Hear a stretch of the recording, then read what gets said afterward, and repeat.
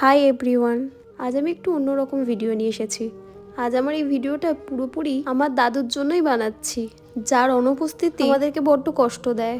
প্রত্যেকটা বাচ্চার জীবনেই ঠাকমা, ঠাকুরদা, দাদু, দিদার ভূমিকা থাকে অনেক বেশি। আমিও সেটা থেকে একদমই বাদ যাইনি। আমি আমার দাদুকে দাদা বলেই ডেকে এসেছি, আর সে আমাকে ফাঁকি দিয়ে চলে গেছে। শুধু আমাকেই নয়, আমার বাড়ির সবাইকে। ছোটবেলায় হাত ধরে পথ চলা থেকে আরম্ভ করে আর দাদার জীবনের শেষ দিন অবধি আমাদেরকে পথ দেখিয়ে গেছে। সে আজকে আমাদের মধ্যে নেই, আমার কাছে নেই, আমার পাশে নেই, সেটাই আমার ভাবতে না খুব অবাক লাগে। দাদার ছোট বুড়ি ডাকটা দাদার সাথেই চলে গেছে।